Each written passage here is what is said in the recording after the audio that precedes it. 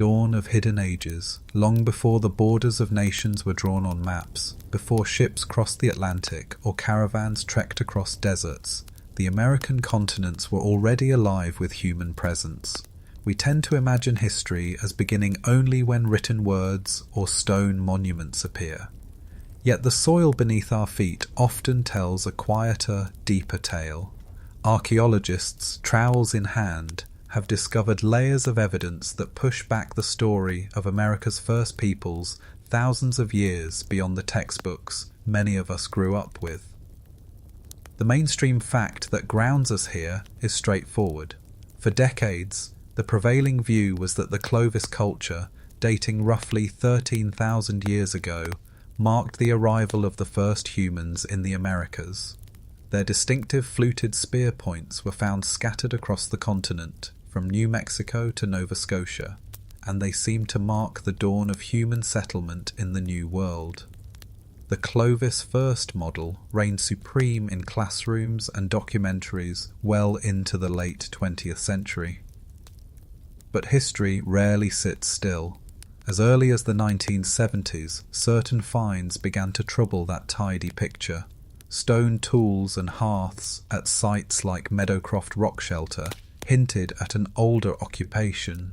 At first, these discoveries were treated with skepticism, almost like unwelcome guests at a dinner party. Could humans have really reached the Americas thousands of years earlier than Clovis? Some scholars dismissed the evidence as contamination, others as misinterpretation. Still, whispers of an older story grew louder. The quirky tidbit here is a reminder of how fragile the past can be. A mammoth rib or a scatter of broken stones can rewrite centuries of scholarship. In one case, a set of ancient bones discovered in California during highway construction was nearly discarded as nothing unusual. Only a persistent researcher kept the fuzz. Aside long enough for deeper testing, later revealing them to be much older than initially assumed. History sometimes hinges not on grand discoveries but on accidents, chance, and the stubbornness of one person unwilling to let go of a hunch. Scholars still debate whether humans first crossed into the Americas by foot over the Bering Land Bridge, trudging through a cold corridor between ice sheets, or whether they skimmed the Pacific coastline in simple watercraft, following kelp forests teeming with fish. This question of how remains open, but what is increasingly clear is that people were present far earlier than once imagined. Imagine, for a moment, the first families arriving in a land utterly unknown to them. They would have seen landscapes untouched by human hands, towering ice walls, herds of mammoths, giant ground sloths lumbering across meadows, and birds so large they darkened the sky when they rose in flight. Survival required adaptability, but humans are nothing if not ingenious. Fire, stone, and cooperation carried them through the hardships of a new world. The hidden ages we are about to explore are not simply curiosities for the archaeologist's notebook. They are reminders that the Americas hold a history as ancient, as mysterious, and as richly layered as any pyramid or ruined temple of the Old World. The notion that America's story begins just before the dawn of agriculture is an illusion. In truth, it begins in shadows, with fragments that ask more questions than they answer. As we move forward, we will meet ancient hunters and forgotten cities, submerged settlements, and lost traditions. But everything begins here, in this realization. America's deep past is older, stranger, and far more intricate than we once believed. The dawn of hidden ages is not behind us, it is being rediscovered, one artifact at a time. Clovis before Clovis. For much of the 20th century, the Clovis people stood like a gateway at the start of American history. Their fluted spear points, sleek and elegant, were unlike anything found elsewhere in the world. Archaeologists marvelled at the craftsmanship, grooved channels carved into stone so the spearheads would lash more securely to wooden shafts. These tools turned up everywhere, buried in New Mexico, scattered in the plains of Texas, even surfacing near the eastern seaboard. Radiocarbon dates place them at around 13,000 years ago, and for decades this was the bedrock of first American studies. The mainstream fact is that the Clovis toolkit was indeed revolutionary. It allowed hunters to bring down enormous Ice Age animals, from mammoths to mastodons, with relative efficiency. Archaeologists have excavated kill sites where dozens of animals were butchered in organised fashion, their bones etched with cut marks that speak of practiced technique. For a long while, it seemed as though the story began here, with bold hunters crossing the land bridge into a new world and leaving their signature behind. But then came the trouble. In the quiet corners of dig sites, artefacts emerged that didn't fit the Clovis timeline. In Pennsylvania's Meadowcroft rock shelter, stone flakes and hearth charcoal dated thousands of years earlier. At Monte Verde in Chile, preserved wooden structures hinted at human occupation around 14,500 years ago, perhaps even earlier. The finds whispered a dangerous phrase, pre-Clovis. If true, they would overturn the established narrative that Clovis marked the first footsteps into the Americas. The quirky detail here comes from Texas, where archaeologists sifting through sediment at Buttermilk Creek stumbled upon thousands of stone artifacts lying just beneath a Clovis layer. These tools, some crude, others refined, suggested that people had been shaping stone in that region long before Clovis technology appeared. It was as though a ghost culture had left its calling card, buried beneath the more famous ones. Critics pounced, of course. Were the layers mixed? Could rodents have shifted artifacts downward over millennia? Scholars still debate whether Clovis was truly the first culture of the Americas, or merely a cultural explosion that spread rapidly after humans had already been living across the continents for millennia. Some argue that Clovis represents an innovation born within the Americas, while others see it as a transplanted idea carried by new waves of migrants. The answer remains elusive, hidden beneath centuries of soil. Picture a Clovis hunter at dawn, standing on a windswept plain. His spear is tipped with a fluted point chipped from chert, the result of hours of patient craftsmanship. He faces a herd of mammoths, their massive silhouettes steaming in the cold morning air. Behind him, a small band waits, women tending fires, children playing with smaller tools shaped in mimicry of their elders. This scene could have played out countless times, from the deserts of New Mexico to the grasslands of the Dakotas. Yet, beneath the soil on which he stands, artifacts from an older story may already lie, waiting to be revealed by curious hands thousands of years later. The myth of Clovis first was comforting because it provided clarity. History likes beginnings, yet what we find in archaeology is rarely so simple. The deeper we dig, the more we discover that Clovis was not a beginning at all, but perhaps a milestone in a much longer journey. The stone points may still glitter with significance, but they no longer stand alone. As we continue, we'll follow the evidence that leads even further back, sites that stretch the timeline of human presence in the Americas, reshaping not only what we know, but how we think about the first people who walked these lands. Monte Verde Mysteries. South of the snow-capped Andes, where Chile's coastal plain dips into wetlands of moss and peat, lies a place that quietly revolutionized American archaeology. Monte Verde, discovered in the 1970s, at first seemed unremarkable. Waterlogged ground, scattered wooden fragments, odd stones buried in silt. Yet, as excavations deepened, an extraordinary story began to emerge. A story that would stretch human history in the Americas further than most scholars dared imagine. The mainstream fact is clear. Monte Verde is now accepted as one of the oldest securely dated human sites in the Americas, with radiocarbon evidence placing it at least 14,500 years ago, and possibly earlier.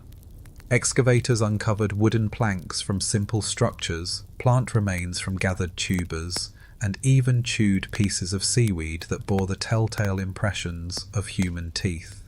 In the peat, preserved by the wet soil, footprints hinted at families living along the banks of a small stream.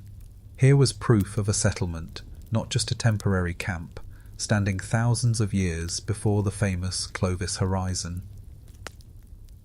But what makes Monte Verde especially quirky is its preservation. Most early American sites are found in caves or dry rock shelters, but Monte Verde survived in soggy ground that protected organic material rarely seen at such age.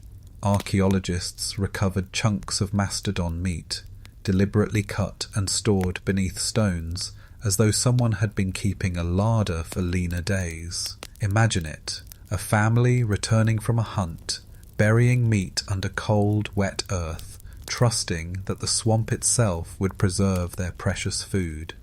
It's an image more at home in the modern practice of refrigeration than in the Ice Age world. Scholars still debate whether Monte Verde represents an isolated pioneering group who ventured deep into South America, or whether it is the visible edge of a much broader wave of early migration. If people were living in Chile nearly 15,000 years ago, then they must have entered the Americas far earlier, perhaps along a coastal route that skirted the ice sheets. This possibility unsettled the neat narrative of Bering Land Bridge migration, and instead suggested a far more complex story of human dispersal. Picture Monte Verde as it once was, a cluster of huts covered in animal hides, smoke curling upward as fires smoulder through the damp evening air. Children press reeds into the mud, leaving traces of play that vanish overnight. Elders strip fibres from plants, twisting them into cords. Along the stream, a hunter returns with a chunk of mastodon fat, dragging it into camp as others prepare to cut it into strips. This was not simply survival, it was community, ingenuity, and adaptation. Monte Verde also carries with it a reminder of how fiercely scientific ideas can be guarded.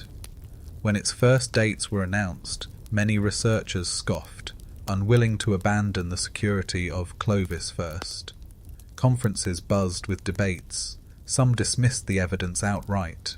Yet as more findings emerged, and as the dating methods proved sound, the resistance softened. By the 1990s, Monte Verde was no longer a rogue site. It was the new foundation for a revised timeline. Even today, Monte Verde remains a touchstone. It challenges us to consider what other stories might still lie hidden beneath peat bogs, riverbanks, or ancient forests. It whispers that America's deep past was not a sudden arrival, but a slow unfolding, families moving, adapting, leaving traces that only the patient eye can see. And as we leave the wetlands of Chile, the path of discovery continues northward, to another site in Texas, where the story of America's first people becomes even stranger. Buttermilk Creek surprise. In the rolling countryside of central Texas, where creeks thread through limestone and oak, lies a site that quietly shook American archaeology in the early 21st century. Known as the Deborah L. Friedkin site near Buttermilk Creek, it at first seemed like just another place to find Clovis spear points. But beneath the familiar layer of fluted points, archaeologists began unearthing something far more unsettling. Stone tools resting in older sediments, tools that should not have been there at all. The mainstream fact is straightforward. Excavations at Buttermilk Creek revealed more than 15,000 stone artifacts, some dating as far back as 15,500 years ago. These were not random rocks, but carefully knapped blades, scrapers, and points, showing that humans had been shaping stone tools in Texas well before the Clovis horizon. Radiocarbon and optically stimulated luminescence dating confirmed the age, pushing human presence in North America back another millennium. What made Buttermilk Creek quirky was not only its age, but its sheer scale. Instead of a handful of disputed flakes, archaeologists uncovered an entire toolkit, thousands of artifacts lying in orderly layers. Some of the tools resembled Clovis points, but others looked older, cruder, as though the people at Buttermilk Creek stood on the cusp of innovation, developing technologies that would later blossom into the famed Clovis style. It was like finding sketches beneath a finished painting, an earlier hand guiding the masterpiece to come. Scholars still debate whether these pre-Clovis artifacts represent a separate culture entirely or an evolutionary stage that directly led to Clovis. Were these the ancestors of the Clovis people, slowly refining their craft in Texas before spreading across the continent, or were they unrelated migrants whose technology simply vanished into the mists of time, leaving only faint echoes behind? The distinction matters because it shapes how we view the peopling of the Americas, as a single migration wave or as a patchwork of arrivals, blending and fading across millennia. Imagine a small group of hunters along the Buttermilk Creek floodplain some 15,500 years ago.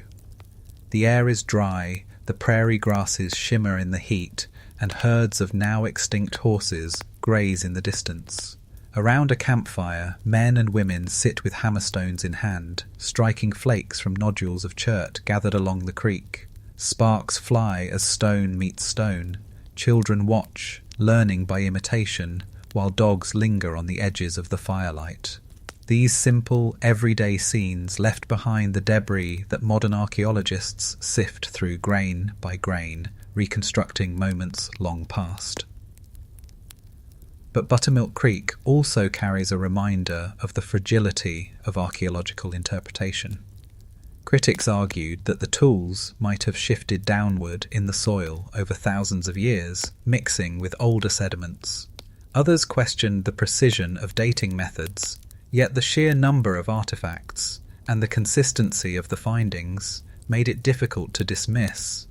Slowly, the site carved out its place in the scholarly consensus, though not without lingering debate. In many ways, Buttermilk Creek bridges worlds between the bold Clovis hunters who once dominated the narrative and the quieter, older communities who had already been shaping stone long before. It suggests that America's story is not one of sudden arrival, but of gradual adaptation, people testing tools, exploring landscapes, and leaving traces along the way. And as we follow this trail, from Texas plains to Mammoth kill sites and shattered bones, we find that the story grows stranger still. For sometimes it is not tools but the bones of ancient giants that whisper of human presence in time, as long before we imagined. The toppled mammoth bones on a windswept plain in New Mexico, archaeologists uncovered a jumble of massive bone mammoth tusks and ribs, piled in strange arrangements that bore little resemblance to the natural scatter of a carcass. At first glance it might have seemed like the remnants of some Ice Age predator's feast, but as excavation deepened, the evidence suggested something more deliberate, more human. These were not simply dead animals, they were the stage for one of the earliest dramas of survival on the continent. The mainstream fact is that mammoth kill sites are among the most dramatic pieces of evidence for early human presence in the Americas. Places like Murray Springs in Arizona and Naco in New Mexico show clear signs of butchery, bones cracked open to extract marrow, tusks repositioned, stone tools scattered nearby. At Murray Springs, archaeologists even found Clovis spear points lodged in mammoth bones, a direct snapshot of the hunt itself. These discoveries painted a vivid picture of highly organized hunters capable of bringing down some of the largest animals that ever walked the continent. The quirky twist comes from a more recent find. At a site near Hartley, New Mexico, researchers uncovered a mammoth ribcage that seemed to have been deliberately dismantled. Beneath it, fragments of bone had been crushed into powder, apparently to extract grease, an energy-rich resource. Radiocarbon dating placed this event at around 37,000 years ago, tens of thousands of years before the accepted arrival of humans.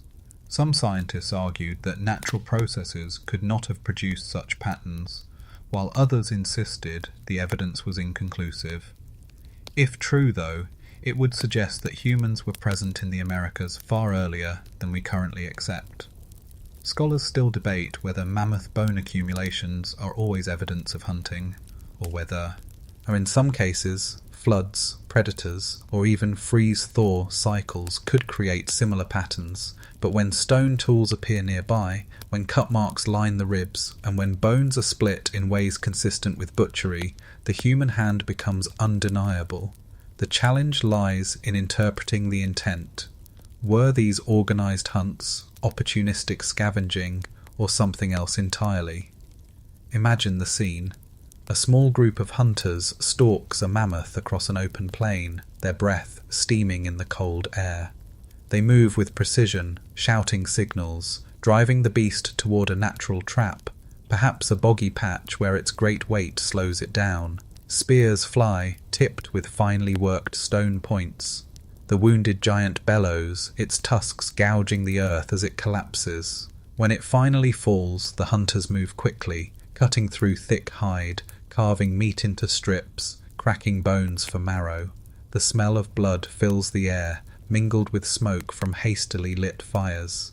This kill is not just a meal, it is survival for weeks, perhaps months. For archaeologists, these sites are more than fossilized remains. They are frozen moments, a bridge across time that allows us to glimpse the ingenuity and resilience of early Americans. The mammoth bones remind us that history is written not only in stone tools, but in the choices of survival, how to feed a family, how to use every part of a slain animal, how to adapt to a world of giants and ice. And yet, just as these colossal bones anchor the Clovis story, they also leave us with unease. If some sites truly predate Clovis by tens of thousands of years, then the mammoths may tell us not only of daring hunts, but of forgotten migrations, of people whose traces are nearly erased. From the toppled bones of giants, our path now turns toward human remains themselves, skeletons whose silent presence reshaped the debate over America's deep paints.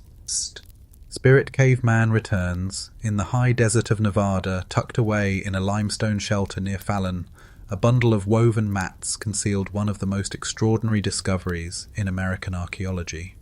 When it was first uncovered in 1940 by husband and wife archaeologists, Sidney and Georgia Wheeler, the remains inside were set aside with little fanfare. The desert had preserved the body remarkably well, wrapped in tule matting, the hair still intact, the skin leathery with age. For decades, it was known simply as the Spirit Cave mummy, a curiosity, but not yet a revelation. The mainstream fact is that modern radiocarbon dating showed the Spirit Cave remains to be about 10,600 years old, making it one of the oldest human mummies in the Americas. This was no ordinary find. The desert's arid climate had kept details intact, fragments of clothing, the position of the body, even microscopic traces of what the man had eaten. For archaeologists, this was a time capsule into a world just emerging from the Ice Age. The quirky twist lies not in the discovery itself, but in the controversy that followed. For years, the mummy's facial features struck some observers as unusual, sparking fringe theories about possible links to distant populations. In the 1990s, when the Fallon Paiute Shoshone tribe requested the remains for reburial under the Native American Graves Protection and Repatriation Act, NAGPRA, a storm of legal and scientific debate erupted. Some scientists argued the remains should remain in laboratories for study. The tribe insisted the individual was an ancestor, deserving respect and ceremony. Scholars still debate whether early populations in the Americas were more diverse than once thought. Ancient DNA has shed new light. Testing in 2015 revealed that the Spirit Caveman was indeed closely related to modern indigenous peoples of the Americas, including the very Paiute Shoshone who had fought for his return. the evidence closed a chapter of contention, and in 2018 the tribe finally reburied him in a private ceremony, fulfilling a promise made decades earlier. Picture Spirit Cave as it might have been when he lived, a man walking the Great Basin thousands of years ago, a land of sagebrush and shallow lakes, where herds of antelope moved across the open desert and obsidian outcrops glinted under the sun.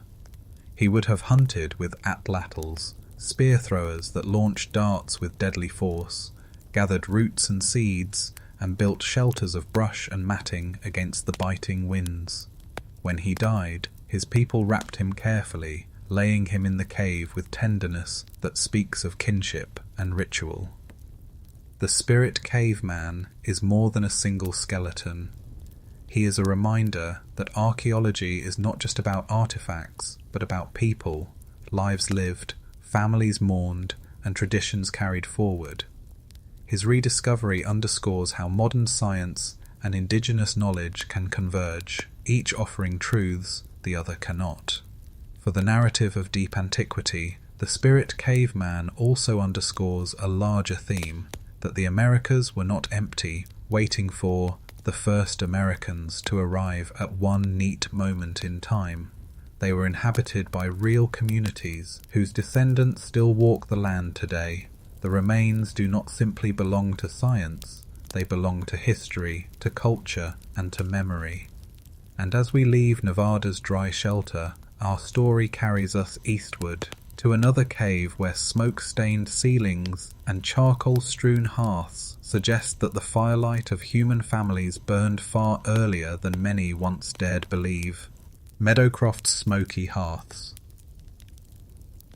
In a sandstone overhang above a quiet tributary of the Ohio River lies one of the most contentious archaeological sites in North America. Known as Meadowcroft Rock Shelter, it looks, at first, like countless other shallow caves pockmarking the Appalachian hills. But beneath its soot-darkened ceiling, layer upon layer of soil has preserved traces of fire, stone, and bone that stretch human history in the region to astonishing depths. The mainstream fact is that excavations at Meadowcroft, led by archaeologist James Adavasio beginning in the 1970s, revealed evidence of human occupation dating back at least 16,000 years and possibly as far as 19,000 years. Hearths filled with charcoal, stone blades shaped with precision, and remains of seeds and nuts all pointed to human presence thousands of years before Clovis. The site became one of the strongest challenges to the Clovis first model, and it remains a cornerstone in debates about early America. The quirky detail is that Meadowcroft's preservation owes much to sheer chance. For millennia, a steady drip of mineral-rich water from the rocks above sealed the soil like a protective shell. Layer upon layer hardened over time, preventing later disturbances from contaminating the oldest deposits. It's almost as if the cave itself conspired to protect its secrets, keeping embers of ancient fires waiting for the day when trowels and brushes would reveal them. Scholars still debate whether the earliest layers of Meadowcroft are as old as claimed. Critics have suggested that tiny rootlets might have carried younger carbon into deeper layers, making the site appear older than it truly is. Others question whether the stone flakes are all human-made, or whether some could be the result of natural breakage. Yet despite decades of scrutiny, Meadowcroft's early dates have largely held, bolstered by Carefew, L stratigraphy, and consistent radiocarbon results. Picture a night at Meadowcroft 17,000 years ago. The cave glows with firelight, smoke curling upward to stain the sandstone ceiling. Families sit close together, roasting nuts gathered from the nearby forest, the smell of acorns mingling with wood smoke. Children press their hands into clay, leaving prints that will never fossilize, while hunters nap stone blades in the flicker of flame.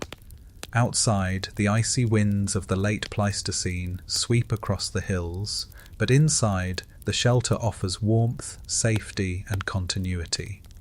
Each fire leaves behind flecks of charcoal, each meal a scatter of bones, fragments that centuries later would become the clues of deep antiquity. For archaeologists, Meadowcroft is a layered conversation across time. Each stratum is like a page in a book, written in charcoal and flint instead of ink. The upper layers tell of later Native American peoples, their pottery shards mingling with fire pits. Beneath them lie the traces of hunters and gatherers who lived long before the advent of agriculture, long before cities rose on the Mississippi. Digging down through these layers is like peeling back memory itself. The significance of Meadowcroft is not only in its dates, but in its persistence. It stands as a reminder that the search for America's first peoples is not confined to the far north or distant Chilean swamps. Even in the Appalachian foothills, where streams cut quietly through forested valleys, traces of humanity linger, older and more resilient than we once thought. And as Meadowcroft's hearths smoulder in our imagination, our path leads westward again to California, where shattered bones of a mastodon have ignited one of the most controversial debates in the history of American archaeology. Cerutti Mastodon puzzle. Along a freeway construction site near San Diego in 1992, heavy machinery tore into a layer of ancient earth and exposed a sight both ordinary and extraordinary, the massive bones of a mastodon, splintered and scattered in unusual patterns. At first, it seemed like just another Ice Age fossil find, destined for museum drawers. But years later, when researchers studied the remains more closely, the Cerutti Mastodon site would ignite one of the fiercest debates in American archaeology.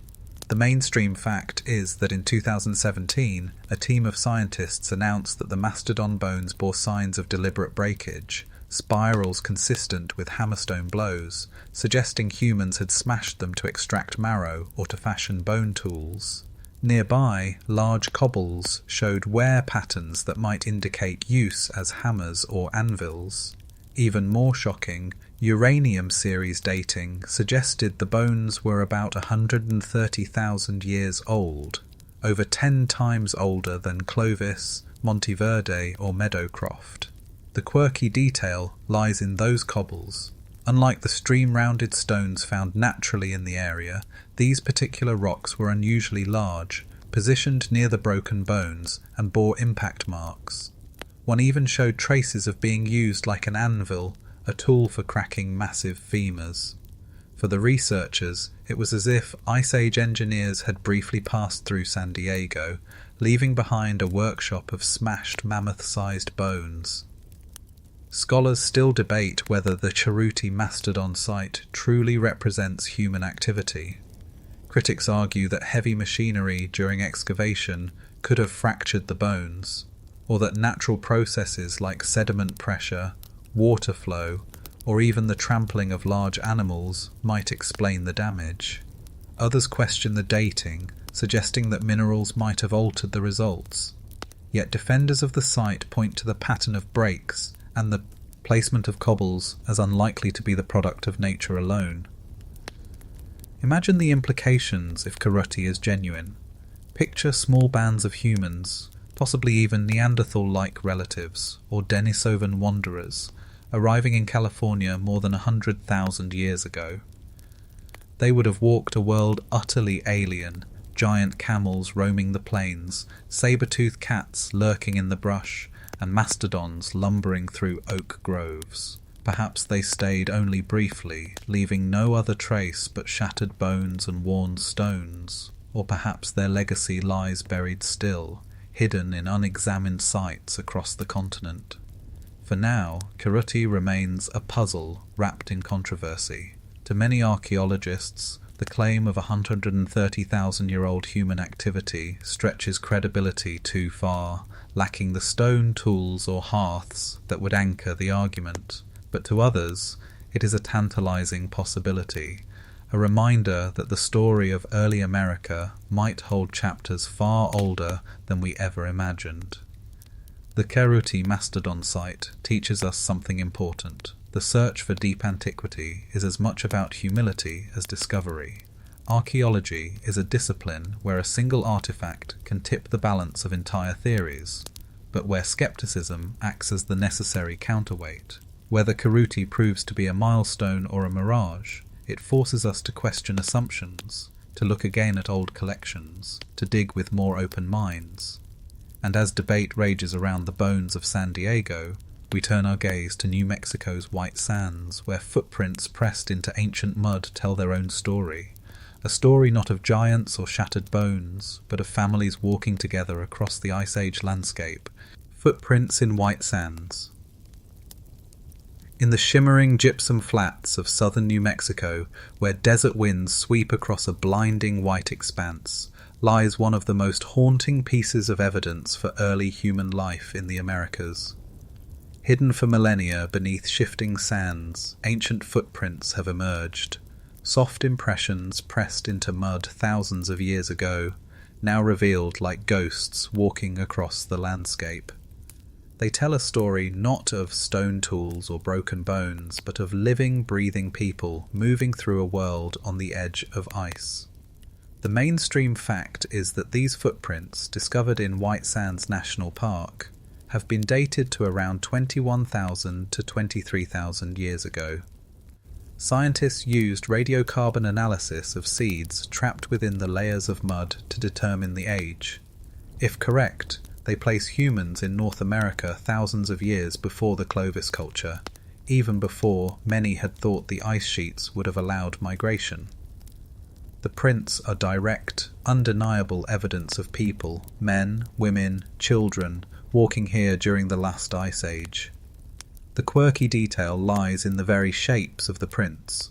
Some show small children running, their feet dragging and sliding in the mud. Others reveal adults walking steadily, sometimes carrying loads, suggested by the deeper heel impressions. In one striking sequence, a set of footprints runs for over a mile, only to turn back along the same path, as though someone had walked across the muddy flats, delivered something, and then returned.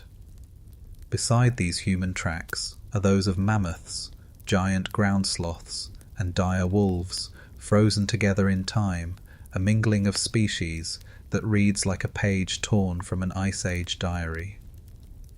Scholars still debate whether the dating at White Sands is as secure as it seems. Critics have argued that seeds from aquatic plants used in the analysis might yield misleadingly old radiocarbon ages, SAPI. Authors counter with additional evidence from stratigraphy and pollen studies, reinforcing the claim that the footprints truly are more than 20,000 years old. If so, it forces a radical rethink of the timeline of human migration, suggesting people were already thriving deep in the continent at a time when textbooks once declared it impossible. Imagine the scene: a mother carrying a child across a wet plain, her feet sinking into soft ground, leaving a trail of prints that hardened in the sun before being covered by new layers of silt. The child squirms perhaps, and she adjusts her grip, her steps becoming uneven for a few paces.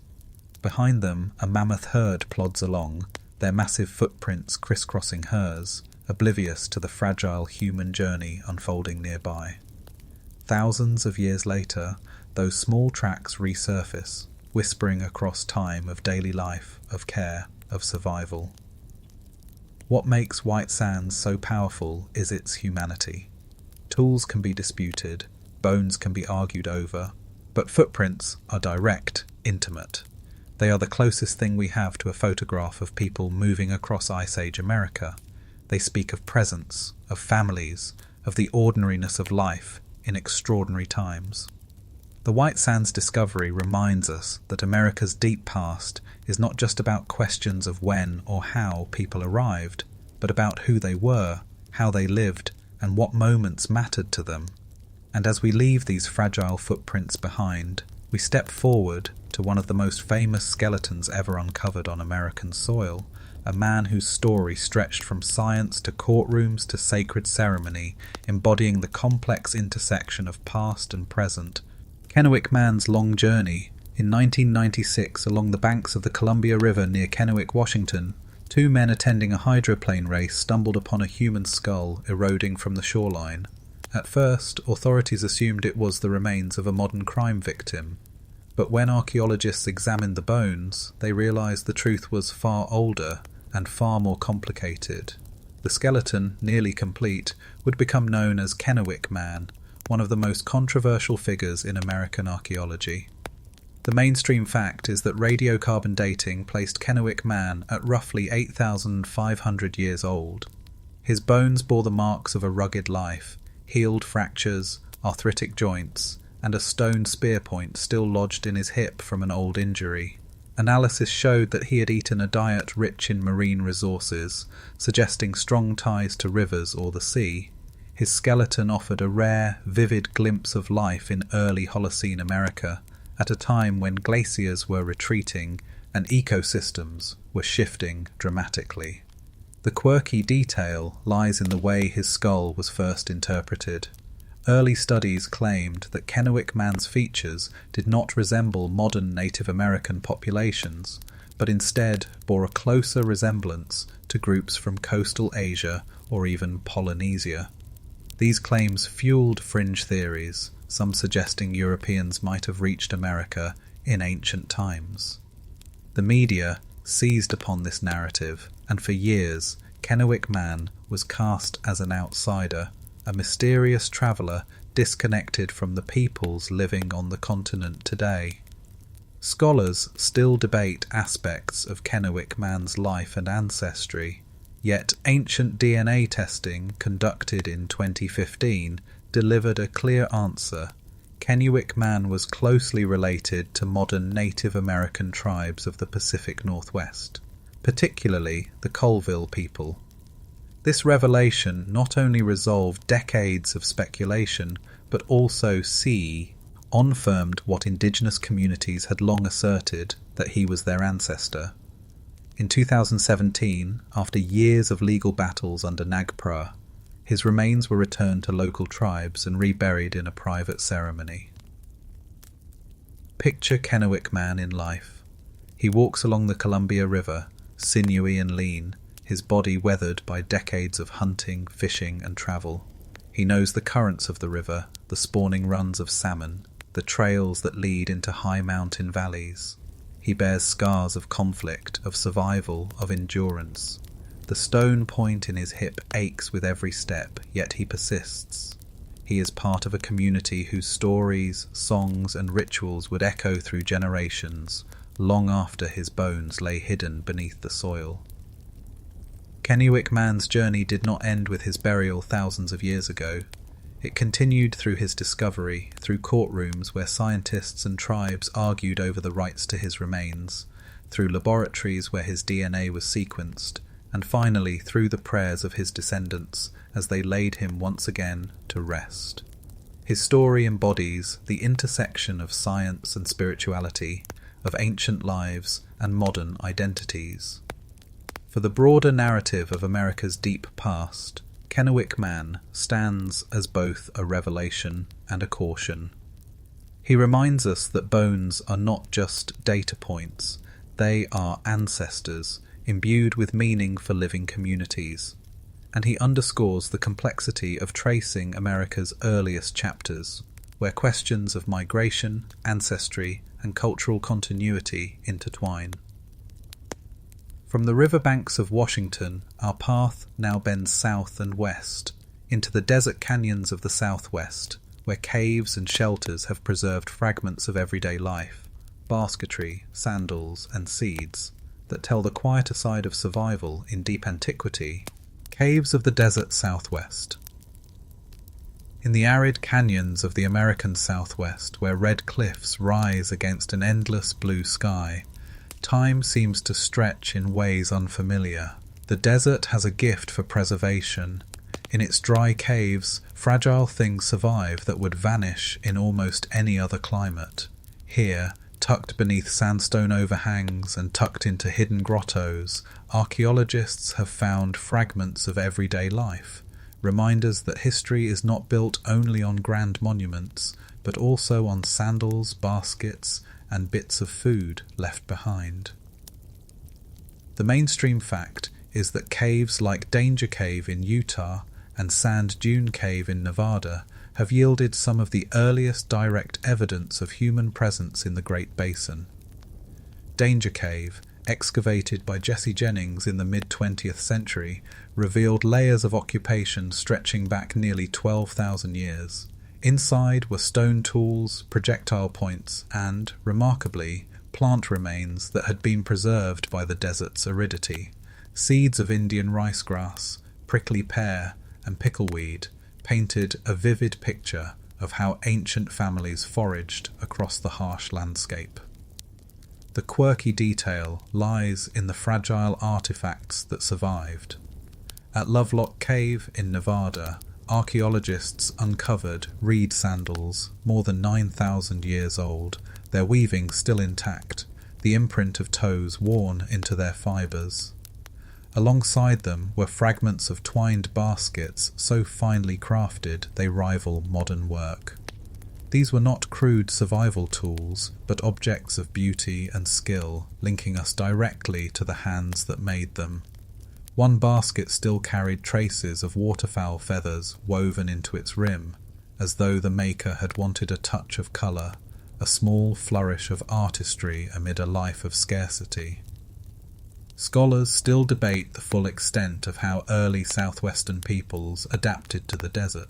Some argue they followed highly seasonal rounds, moving from valley to mountain as resources shifted, while others suggest more permanent base camps with wide-ranging foraging trips. What is certain is that these cave sites preserve an intimate record of human ingenuity, how to turn reeds into shoes, desert seeds into meals, and caves into shelters from blistering heat and icy nights. Imagine one such cave 10,000 years ago. Inside, the air is cool, heavy with the faint smell of smoke. A small fire flickers, casting shadows against stone walls painted with the marks of soot and grease. Children play with pebbles at the edge of the light, while adults sit weaving baskets from willow branches stripped along a nearby riverbank. Outside, the desert stretches silent, dotted with sage and rabbit brush, but inside there is warmth, laughter, and the hum of survival. The sandals drying by the fire will someday carry someone across 100 miles of sand and stone, wearing down the fibres strand by strand. What these caves reveal is a side of history that Clovis points and Mammoth bones cannot show, the rhythms of daily life. Here we see not just hunters, but gatherers, weavers, and caregivers. The artifacts whisper of tenderness, mothers carrying infants in reed-woven slings, elders instructing the young in how to braid cordage, families sharing meals of roasted seeds. These are the traces of lives lived in full, in all their complexity. From the desert caves, our journey carries us toward the water's edge. For just as the desert preserved sandals and baskets, the sea has its own hidden vaults. Along the coasts of the Americas, beneath waves and sediment, lie settlements swallowed by rising waters, silent witnesses to lives lived when shorelines stood far from where they are today. Waters that swallowed cities. When the last ice age ended, glaciers melted, seas rose, and coastlines changed forever. Imagine North America not as we know it today, but with vast tracts of land stretching hundreds of miles further outward. The continental shelf that now lies beneath the waves was once dry ground, fertile plains, forests, and rivers, where people almost certainly lived. As the oceans crept upward, these ancient landscapes vanished, drowned beneath salt water, leaving only fragments to whisper their stories. The mainstream fact is that global sea levels rose more than 120 metres, about 400 feet, between 20,000 and 7,000 years ago. In the Americas, this rise submerged entire coastlines.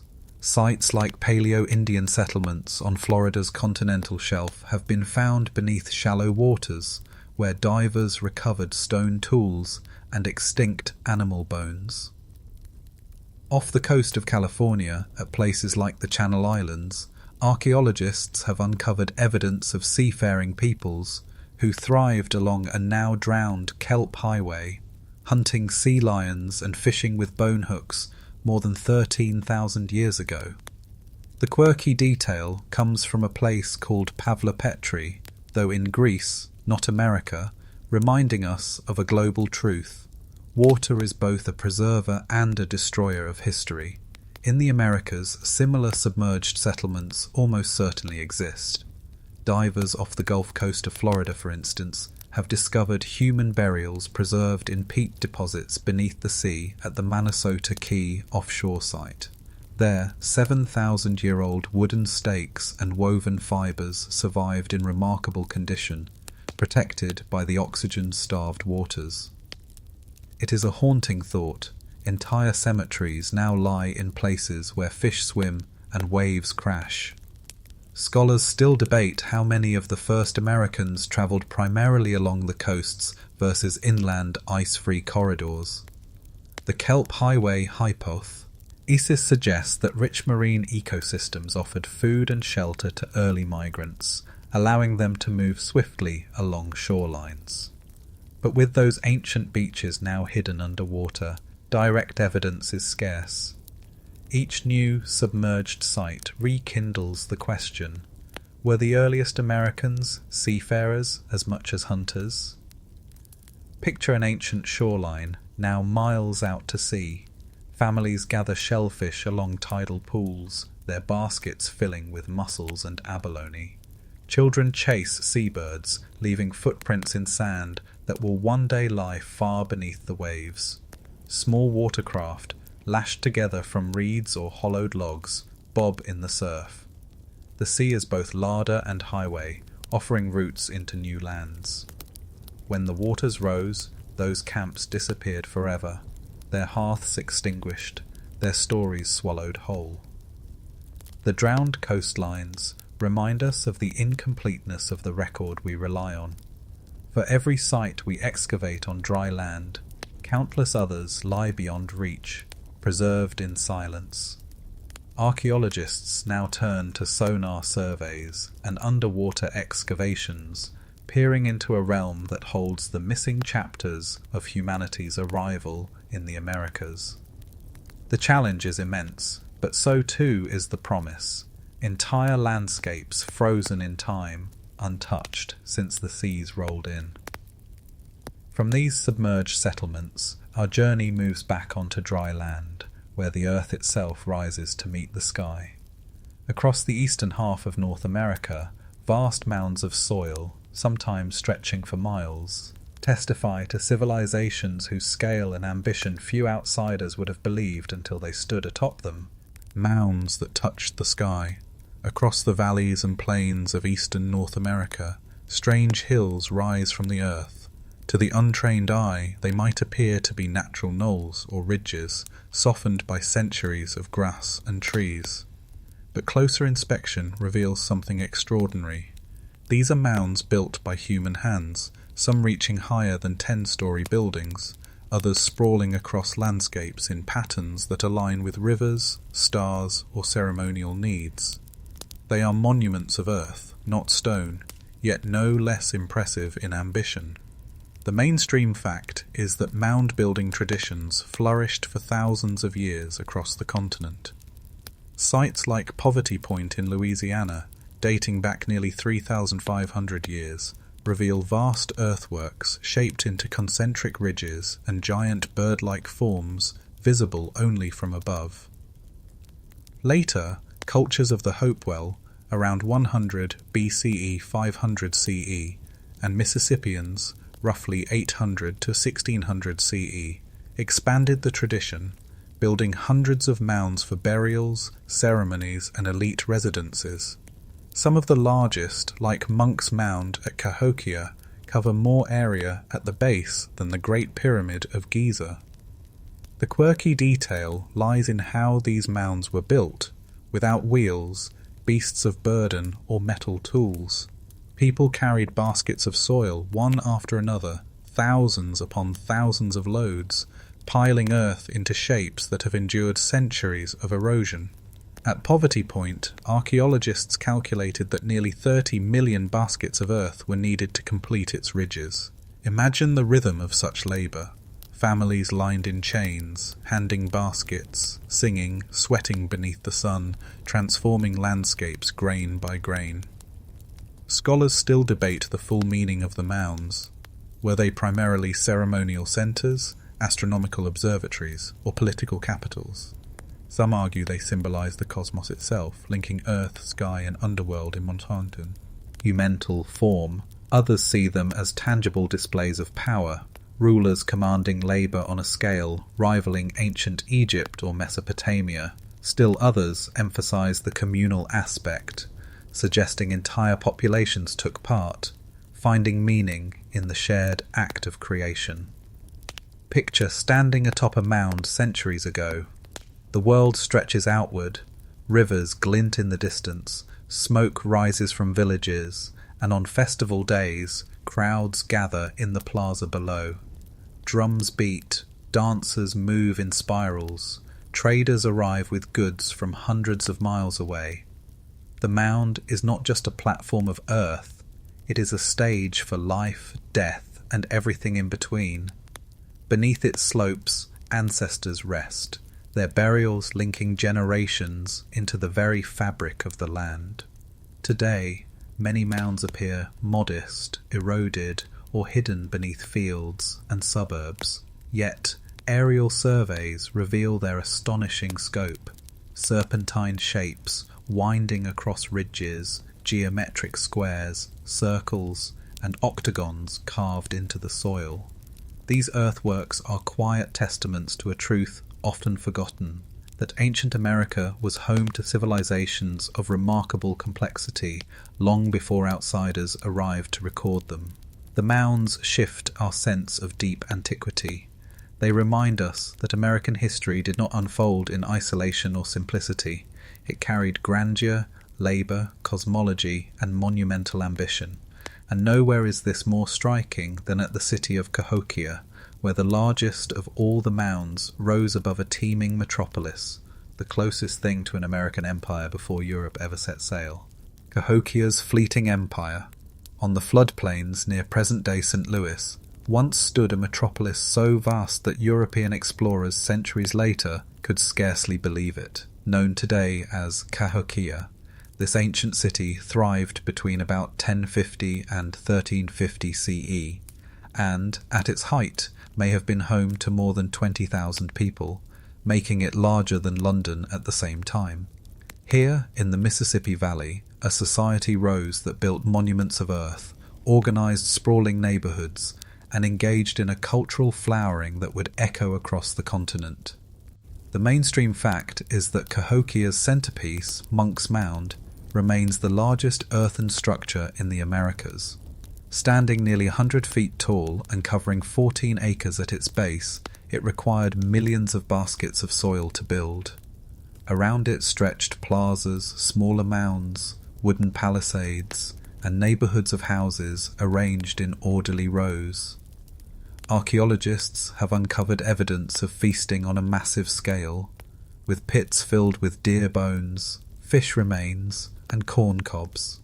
This was no village, it was a capital city, the beating heart of the Mississippian world. The quirky detail is that Cahokia also built a kind of woodhenge, a circle of giant red cedar posts set into the ground, aligned to the solstices and equinoxes.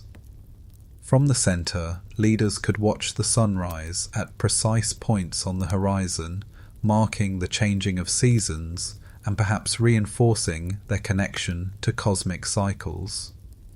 It is a reminder that Cahokia was not only political and economic, but profoundly spiritual, weaving sky and earth into its very architecture.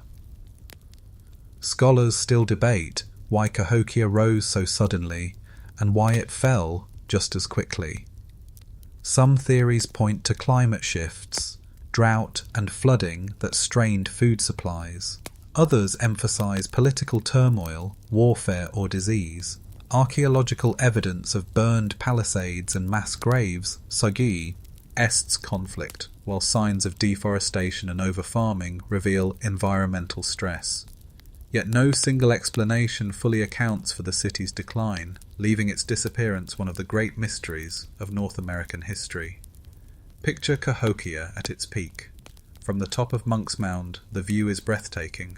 Below stretches a grand plaza filled with thousands of people, traders hawking goods from as far away as the Gulf Coast and the Great Lakes. Children chase each other between houses of wattle and daub. Priests climb stairways to smaller mounds, carrying offerings of shells, copper, or painted pots. At night, fires light the city in a golden glow, their smoke rising into the summer sky. The sound of drums carries across the fields, pulsing like a heartbeat.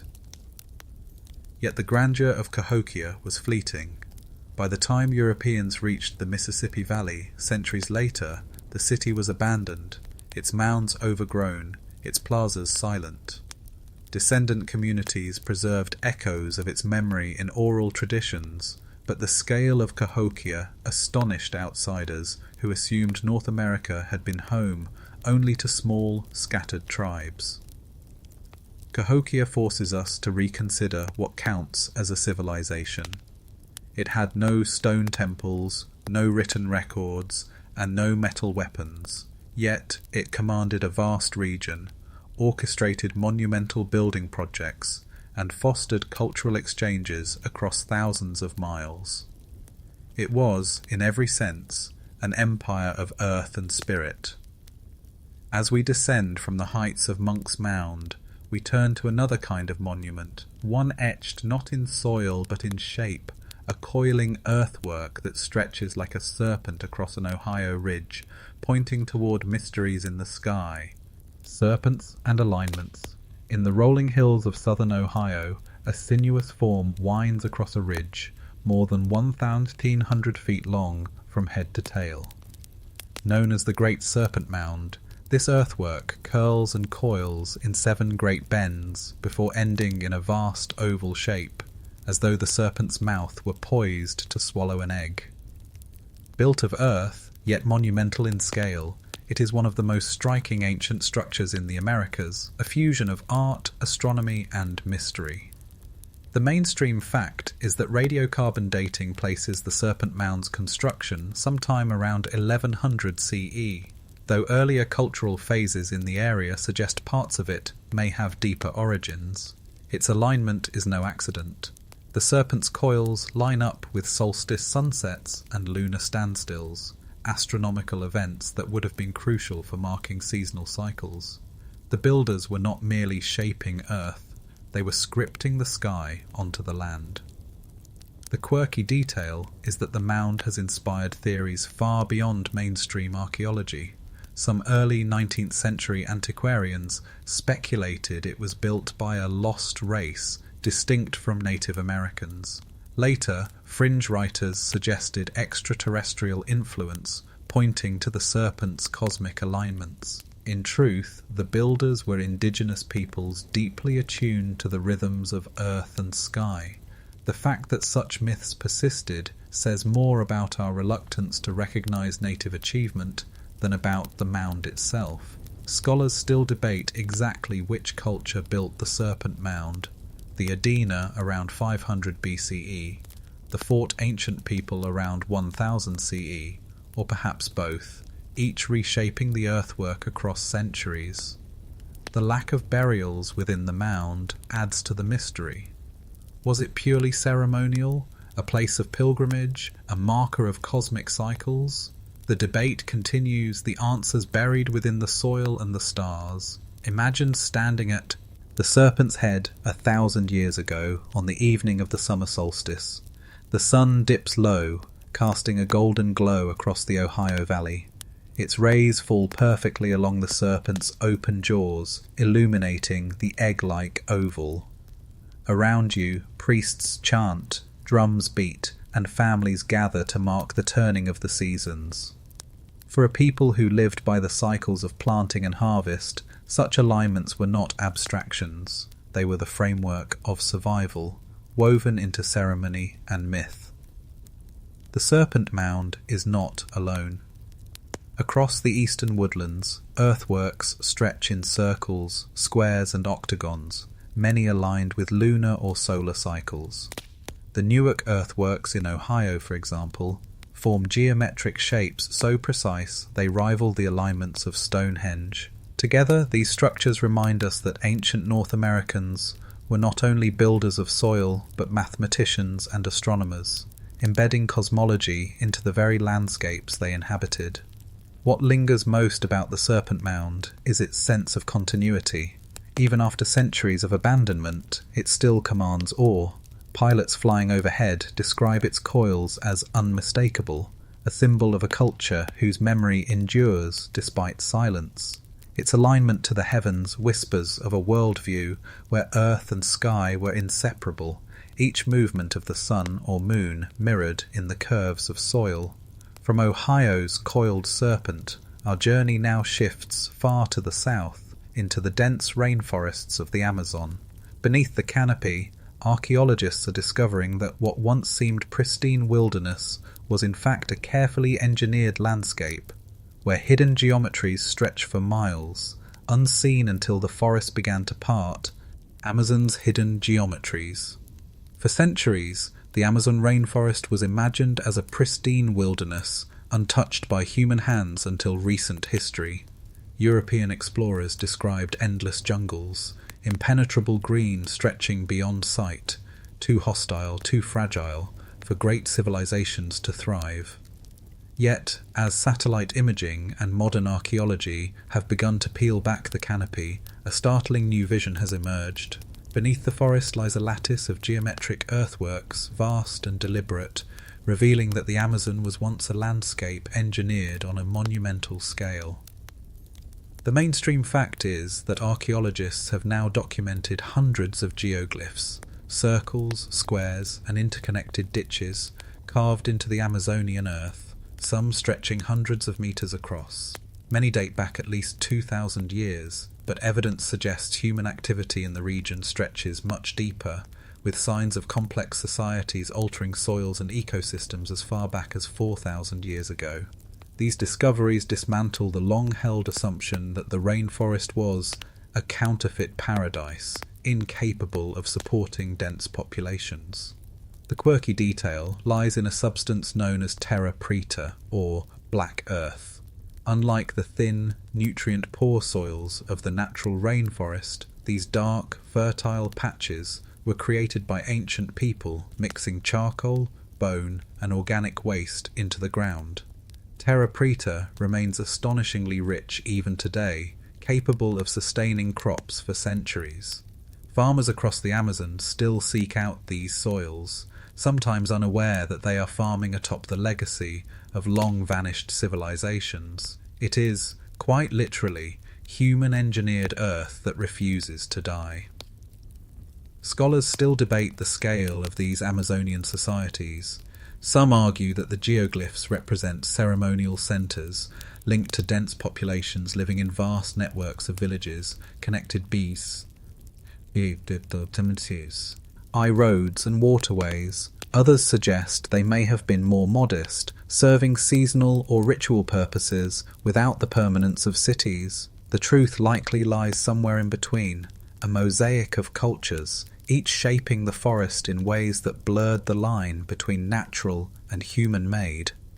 Imagine flying low over the Amazon 1,500 years ago, before the canopy closed in.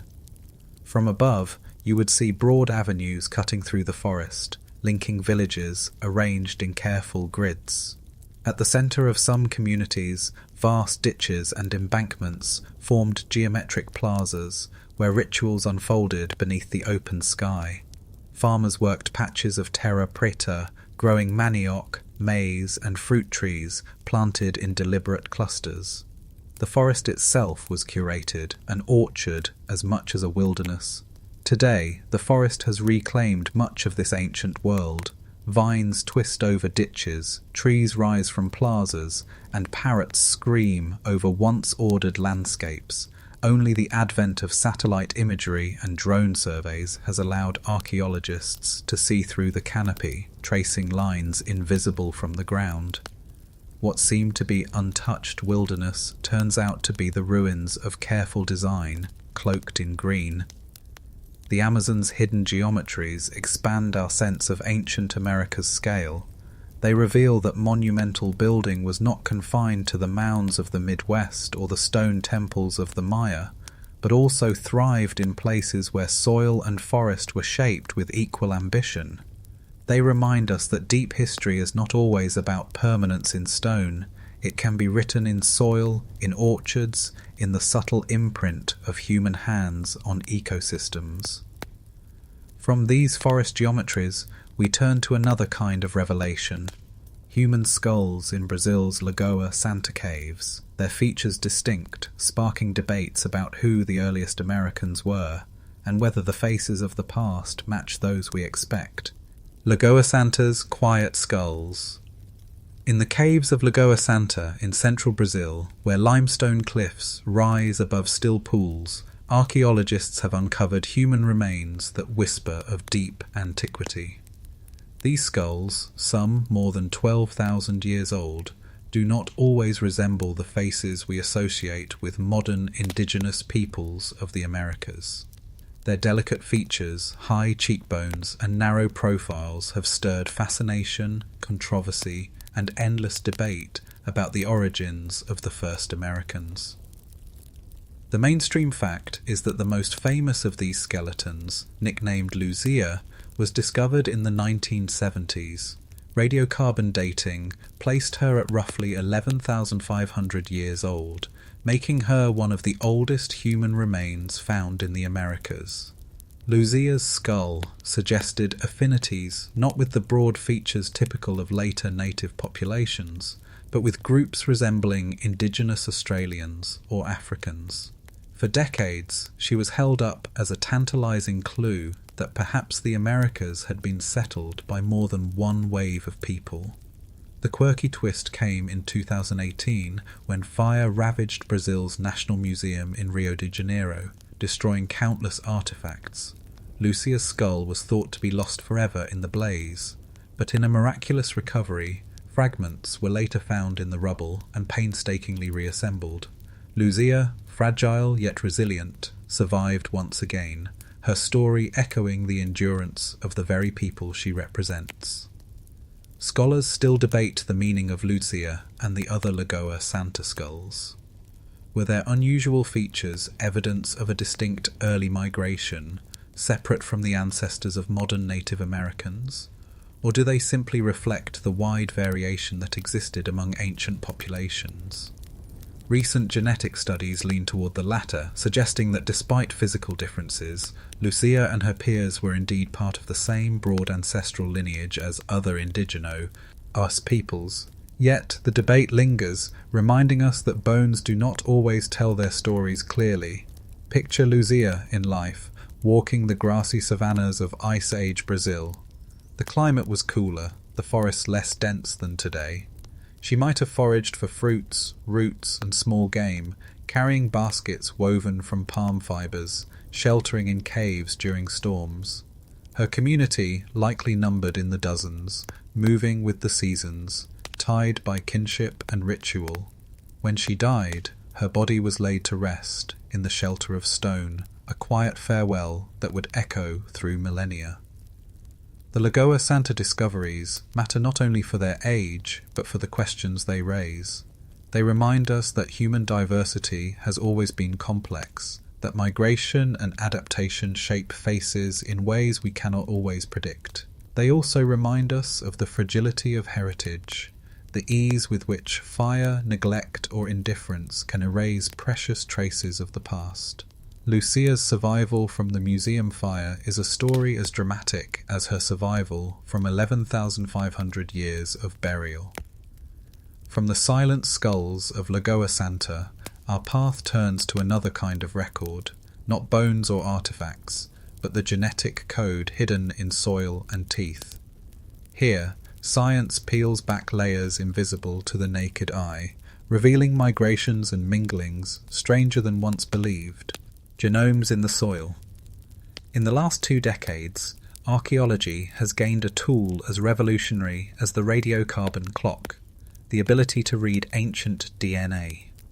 From fragments preserved in teeth, bones, and even sediments, scientists can now reconstruct the genetic histories of peoples long vanished. For the story of early America, this technology has opened doors that stone tools and skulls could never unlock, revealing migrations, connections, and complexities that continue to reshape our understanding of who the first Americans were. The mainstream fact is that genetic evidence points to a single major founding population that entered the Americas from Siberia at least 15,000 to 20,000 years ago, likely via Beringia, the land bridge that once connected Asia and Alaska. From this ancestral group, lineages spread rapidly across the continents, diversifying into the rich array of indigenous cultures we know today. One striking discovery came from the Anzic I child, buried in Montana about 12,600 years ago alongside Clovis artifacts. DNA showed the child was closely related to modern Native Americans, confirming continuity across millennia. The quirky twist is that DNA can survive in unexpected places. At sites in Alaska and the Yukon, scientists have extracted environmental DNA directly from sediments, bits of genetic material left behind in soil by plants, animals, and humans. These microscopic traces linger like ghostly fingerprints, even when no bones remain. At Bluefish Caves in Canada, DNA evidence suggested human presence possibly as far back as 24,000 years ago, hinting that people may have lived in Beringia long before Clovis hunters spread across the continent. Scholars still debate the details of these migrations. Did people arrive in a single wave or in multiple pulses from different regions of Asia? Were there early arrivals who vanished, leaving little genetic legacy? And what of the tantalizing hints, like some signals of Australasian ancestry in certain South American populations, that suggest contacts or lineages beyond the Siberian route? Each new study adds layers, sometimes clarifying, sometimes complicating the picture. Imagine, for a moment, a family camped on the edge of the Beringian steppe 18,000 years ago. The land is a vast plain, rich with bison, mammoths, and wild horses. The air is sharp with cold, but they thrive, using fire, stone, and bone to carve a life from the Ice Age. Their children carry genes that will spread from the Arctic to Tierra del Fuego. Centuries later, their descendants walk the savannas of Brazil, paddle canoes in the Amazon, and build mounds in the Mississippi Valley. The link is invisible to the eye, but encoded in the helix of life itself. What ancient DNA tells us is not simply about origins, it also reminds us of continuity. The genomes of ancient peoples show direct connections to modern indigenous communities, affirming ancestral claims that science once doubted. They reveal a story of endurance, adaptation, and belonging stretching across thousands of years. From the invisible record of genes, our journey now turns to a different kind of memory, the myths and stories carried in language and tradition. For while DNA preserves the legacy of bodies, oral traditions preserve the legacy of voices. And in those voices, we hear echoes of great floods, vanished lands, and memories of ages long gone, legends of great floods. Across the Americas, from the frozen Arctic to the forests of Amazonia, stories have been told for generations about waters that once rose to cover the land. These tales of great floods, preserved in oral traditions, resonate with striking similarity to one another and to flood myths found across the globe. To archaeologists and historians, they are not simply stories but echoes, whispers of real events from deep antiquity, remembered in myth long after the waters receded. The mainstream fact is that when the last ice age ended, glacial melt poured into rivers and seas in catastrophic surges. The Missoula floods in the Pacific Northwest, for example, sent walls of water racing across Washington and Oregon, carving canyons and leaving giant boulders strewn across the landscape. Around 14,000 years ago, as ice dams burst repeatedly, these floods reshaped entire valleys overnight. For the people who may have witnessed them, the memory of a world drowned would have burned itself into story, handed down from one generation to the next. The quirky detail comes from the Pacific Northwest, where some indigenous oral histories describe rivers reversing their flow and villages swept away by waves taller than trees. To modern ears, such images might sound poetic or exaggerated, yet geological evidence shows that massive floods did indeed overwhelm the Columbia Basin. The stories are not simply myths, they are ancestral records of lived catastrophe, preserved with remarkable fidelity. Scholars still debate how far back such oral traditions can reach. Can memories really survive 10,000 years? Some argue that the precision of certain flood stories suggests extraordinary longevity, while others caution that tales may have been reshaped, layered with symbolic meaning over time. Yet even skeptics acknowledge that oral traditions often encode real history, events, offering perspectives archaeology alone cannot provide. Imagine a band of people standing on a hillside 12,000 years ago, watching as an ice dam collapses far upstream.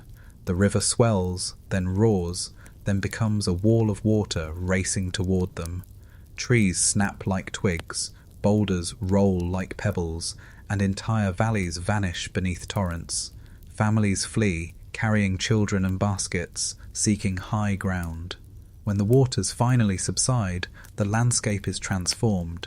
Fertile silt spread across plains, giant scars cut into rock. For those who survived, the story of that day became part of their very identity, a warning etched into memory. Flood stories are not confined to the Northwest.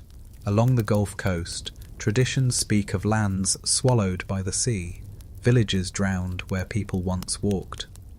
In the Andes, myths describe a deluge that wiped out the first race of humans. Among the Maya, flood narratives mingle with tales of creation and destruction.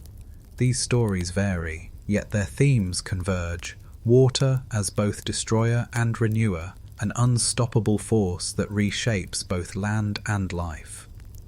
For our exploration of ancient America, these legends remind us that the past is not only written in stone or bone, but spoken in stories. They reveal how communities remembered trauma and transformation, weaving natural events into cosmologies that guided generations. From these watery memories, we now turn to the skies, where ancient Americans built calendars of stone and earth to track the movements of sun, moon, and stars, creating monuments that were both practical and deeply spiritual, stones and stars together. Across the Americas, ancient builders raised monuments, not only to mark their presence on the earth, but also to trace the patterns of the heavens. From desert plateaus to jungle clearings, alignments of stone, wood, and earth stand as silent observatories, revealing that early peoples understood the sky as a clock, a calendar, and a sacred canvas. These were not random constructions but precise instruments, synchronizing human life with cosmic cycles.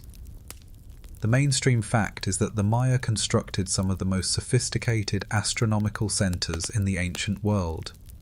At Chichen Itza, the pyramid known as El Castillo is aligned so that, on the equinoxes, a shadow in the shape of a serpent slithers down its stairway, linking architecture to the movements of the sun. Far to the north, at the Newark earthworks in Ohio, vast geometric earth shapes align with lunar standstills, rare events in the moon's cycle that occur only once every 18.6 years. Such precision shows that indigenous astronomers were observing the skies for centuries, tracking celestial rhythms with extraordinary care. The quirky detail comes from Chaco Canyon in New Mexico, where on Fajada Butte, slabs of rock form what is now called the Sun Dagger. On the summer solstice, A dagger of sunlight slices directly through a spiral carved into stone. On the equinox, twin daggers frame it. This natural light calendar remained hidden until its discovery in the 1970s, yet it had silently marked the turning of the year for 1,000 years before. Imagine the awe of ancient onlookers, gathered as light and stone conspired to confirm what the sky already proclaimed. Scholars still debate how widespread and standardized these practices were. Were alignments like those at Chaco Canyon part of a continent-spanning astronomical tradition, or were they local innovations tied to specific cultural needs? Were these observatories primarily practical, used to mark planting and harvest, or were they deeply spiritual, intended to bind communities to the cosmos? The answer, likely, is both. For early Americans, time itself was sacred, and the sky offered its rhythms as both gift and guide. Picture a gathering at Newark Earthworks 2,000 years ago. As the full moon rises at its most extreme northern point, thousands of people watch from earthen embankments, the lunar glow bathing the circle in silver light. Drums sound, fires blaze, offerings of shells and copper glint in the darkness. This is not merely stargazing, it is communion, a moment when the movements of the heavens and the lives of the people merge. The monuments remind us that science and spirituality were never separate in ancient America. To build in alignment with the stars was to honor the cycles of creation, to affirm humanity's place within a vast and living cosmos.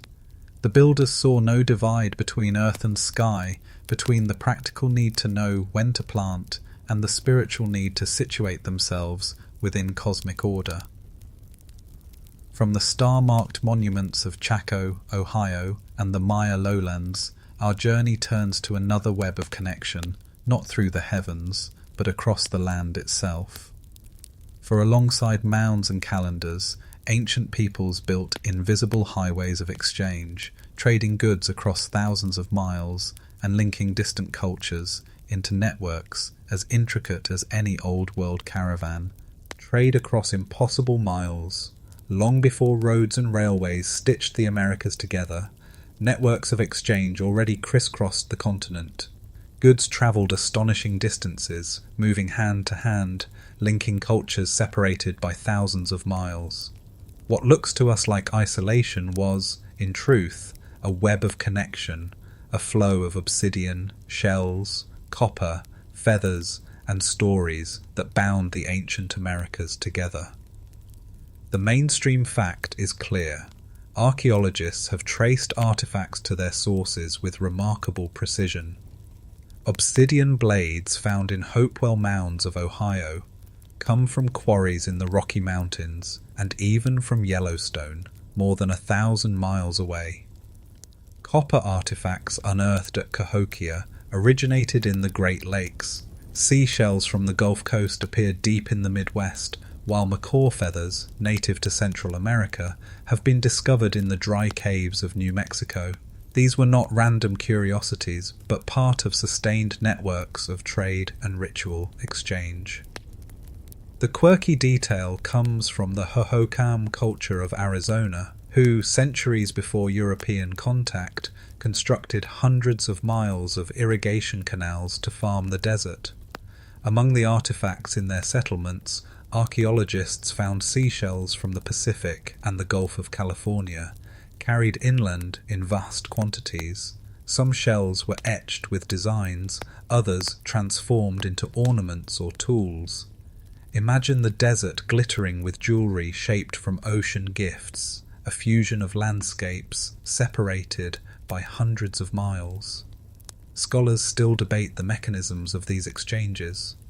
Were goods carried by long-distance traders travelling caravan-style across the continent, or did objects simply pass through many hands, moving gradually from group to group? Some argue for elite networks, with powerful leaders controlling access to exotic goods, while others see a more communal turn, where trade reinforced alliances and ceremonies. What is certain is that the sheer reach of these exchanges reflects ambition and organisation beyond what outsiders once assumed. Picture a gathering along the Ohio River 2,000 years ago during a Hopewell ceremonial event. Earthworks rise in the background, their precise shapes silhouetted by firelight. Traders arrive carrying obsidian knives sharper than steel, copper breastplates polished to a mirror shine, shells carved into effigies. People speak in many dialects, but exchange is its own language, gifts reinforcing bonds of kinship, ritual, and respect. To the Hopewell, these objects are not commodities, but sacred connectors, tangible proof of belonging to a network stretching across the continent. What emerges from this web is a vision of ancient America, not as isolated pockets of people, but as a living, breathing system of exchange. Goods, ideas, and even myths moved across impossible miles, binding peoples together in ways invisible until archaeologists traced the trail of shells, copper, and stone. These trade routes remind us that history is not only about survival, but about desire, the desire for beauty, for meaning, for connection. A feather, a shell, or a polished stone could carry stories as powerful as any tool of war. From these invisible highways, our journey shifts to a path now hidden beneath waves. For while goods moved across land in astonishing networks, the very first migrations into the Americas may have followed a coastal route now lost beneath the sea, a vanished highway along the edge of the Pacific. The vanished coastal highway along the Pacific Rim from Siberia to South America stretches a path that no longer exists. During the last ice age, when sea levels were hundreds of feet lower, the coast was broader, dotted with coves, beaches, and kelp forests teeming with fish. Archaeologists call it the Kelp Highway, a route that may have carried the very first people into the Americas. Today, that highway lies underwater, its villages drowned, its evidence largely hidden. Yet hints of its existence continue to surface. The mainstream fact is that early sites like Monte Verde in Chile and Channel Islands in California suggest that humans were exploiting marine resources more than 13,000 years ago. On the islands, archaeologists uncovered delicate fishhooks carved from shell, bone points for harpoons, and middens overflowing with abalone and sea urchin shells.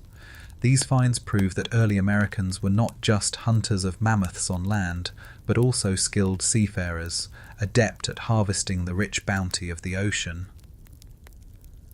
The quirky detail lies in the discovery of kelp forests themselves as a critical part of this migration story. Along much of the Pacific coast, kelp beds formed marine superhighways, offering predictable food and shelter to small watercraft.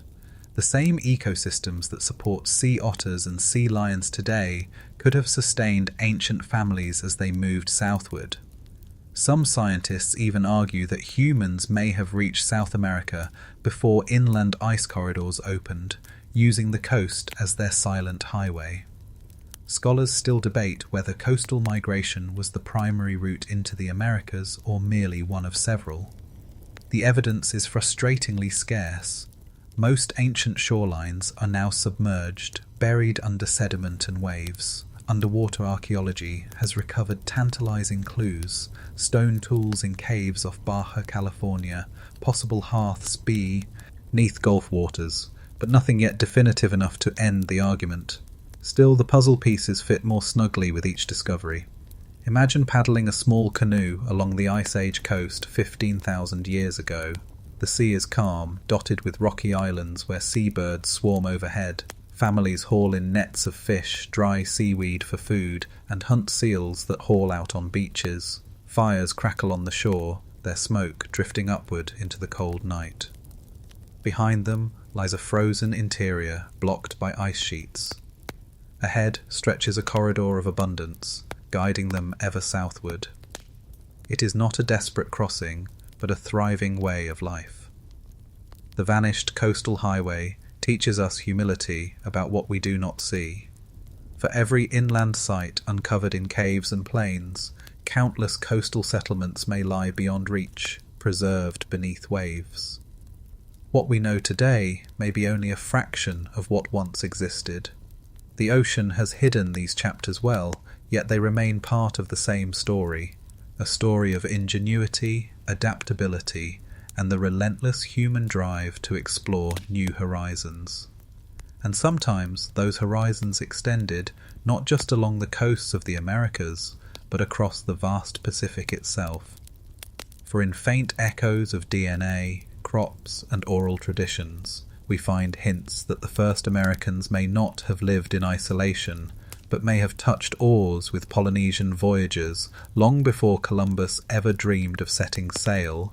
Echoes in Polynesian canoes. Far across the Pacific, Polynesian navigators carved their stories into the ocean with canoes, stars, and memory. They were masters of seafaring, voyaging thousands of miles between islands, guided not by compasses but by the positions of stars, the flight of birds, the feel of swells beneath their hulls. For centuries, scholars assumed these epic journeys never reached the Americas, but scattered evidence suggests that Polynesian canoes may have touched American shores long before European sails appeared on the horizon. The mainstream fact is that genetic studies have uncovered traces of ancient contact. In 2020, researchers revealed that some indigenous peoples of coastal South America, particularly in Colombia and Ecuador, carry small but clear Polynesian genetic signatures dating back at least 800 years. The finding suggests a meeting, whether Polynesians landing in South America or South Americans voyaging westward, sometime centuries before Columbus. The Pacific, once thought an impenetrable barrier, becomes instead a bridge. The quirky detail comes from sweet potatoes. This humble crop, native to South America, appears in Polynesia by at least 1000 CE, long before European contact. Known as kumara in Polynesia and kumara or camote in South America, the similarity of names hints at cultural exchange. Sweet potatoes cannot float across oceans on their own. They had to be carried, carefully tended in canoes that traversed thousands of miles of open sea. It is perhaps the most delicious evidence of contact ever unearthed. Scholars still debate the direction of these exchanges. Did Polynesians reach South America, trading crops and genes before returning to the Pacific? Or did South Americans venture outward, carried by currents to Polynesian islands? Some argue the evidence is limited, that genetic traces might reflect later events. The convergence of DNA, crops and oral traditions tilts toward real encounters, brief perhaps, but world-changing. Picture a Polynesian double-hulled canoe gliding into a bay along the South American coast around 1200 CE. The sails, woven from pandanus leaves, billow in the wind. Navigators chant star maps, steering by constellations burned into memory. Onshore, indigenous families gather, wary but curious. The strangers step onto the beach, their language strange, their gifts unfamiliar, yet the moment is filled with possibility. They share foods, exchange words, perhaps stories. Then the tide turns, the sails rise, and the canoes slip back into the horizon, leaving behind crops, genes, and legends. For the deep history of the Americas, these encounters remind us that isolation was never absolute. The ocean was not a wall, but a vast, shifting highway, crossed by those bold enough to read its signs.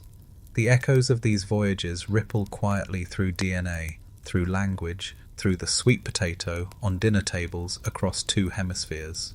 From the canoes of Polynesia, our story turns back inland, to the voices of elders who carried memory not in sails or genes, but in words. Through oral traditions, indigenous peoples preserved truths that archaeology only now begins to confirm, reminding us that history has always been alive in story. Elders' voices remembered. In every culture, history is more than artifacts. It is also story.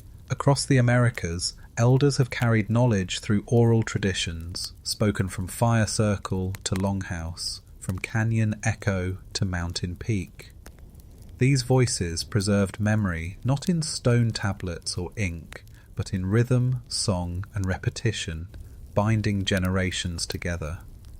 Today, as archaeologists uncover sites that stretch timelines further back, many find that indigenous oral traditions already held those truths, patiently waiting for outsiders to listen. The mainstream fact is that many indigenous groups preserved remarkably detailed knowledge of ancient events. The Haida of the Pacific Northwest, for example, tell stories of great floods and rising seas consistent with post-glacial sea level rise in their homelands. The Pueblo peoples of the Southwest recount migrations from caves and underworlds, narratives that mirror archaeological evidence of movement between regions.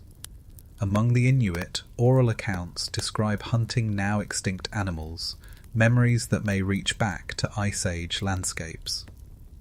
The quirky detail comes from Australia, where stories of coastal flooding survive among Aboriginal peoples and align with events that occurred more than 7,000 years ago. If such continuity is possible there, why not in the Americas? In fact, linguists studying indigenous languages here have found terms and phrases that encode ecological changes, like words for rivers that no longer flow or mountains now diminished. Oral tradition, it seems, may hold the record of events far deeper than written history ever could. Scholars still debate how far back oral memory can truly reach. Some argue that details inevitably shift, that myth and metaphor blur reality beyond recognition after only a few centuries. Others counter that ritualized storytelling, repeated in formalized ways, can preserve core truths for millennia. The discussion is ongoing, but archaeology increasingly finds resonance with stories long dismissed as myth. Imagine a winter night in a Great Plains lodge 1,000 years ago. The fire crackles, shadows dance across hides stretched over wooden poles. An elder begins to speak of ancestors who walked with mammoths, of floods that swallowed valleys, of stars that guided migrations. Children listen with wide eyes, each word carried into memory. Outside, the wind howls across snow-covered grass, but inside, the story holds warmth, continuity, and belonging. Centuries later, the same words will be spoken, linking past and present in an unbroken chain. These voices remind us that deep history is not the sole property of archaeology. Indigenous peoples have always known their own past, carried in narrative, ritual, and song. Science now confirms what many elders insisted all along, that their histories reach back far beyond the dates once written in textbooks. As our journey draws near its close, we turn to the final section, a meditation on continuity. For the story of ancient America is not just about the past. It is about how these deep timelines shape the present, and how they invite us to see the future not as something separate, but as part of the same long continuum of human experience, the long continuum. As we step back from the fragments, stone points, broken bones, footprints, skulls, mounds, and myths, a larger picture begins to emerge. The story of ancient America is not a neat timeline with a single beginning. It is a tapestry woven from countless threads of migration, adaptation, and memory. From the first people who crossed Beringia or paddled along kelp-lined coasts, to the mound builders, astronomers, and navigators who reshaped landscapes and skies, the past is not a vanished world. It is a continuum, stretching unbroken into the present. The mainstream fact is that archaeology now confirms what many indigenous communities have always said. Their ancestors have lived here far longer than textbooks once allowed. Whether it is the 21,000-year-old footprints at White Sands, the 15,500-year-old tools of Buttermilk Creek, or the 10,600-year-old spirit cave mummy, the evidence consistently extends the timeline of America's deep history. These discoveries align with oral traditions that speak of floods, migrations, and transformations, affirming that the land has been peopled for tens of millennia. The quirky detail is that even as science advances, chance often guides discovery. A construction site in San Diego reveals a mastodon. A wildfire in Brazil threatens a skull, only for it to be miraculously recovered. Seeds trapped in mud reveal the footprints of children at play. The past survives not only through careful excavation, but through serendipity, reminders that history is as fragile as it is enduring. Scholars still debate many questions. Who exactly were the first Americans? Did they come in one wave or many?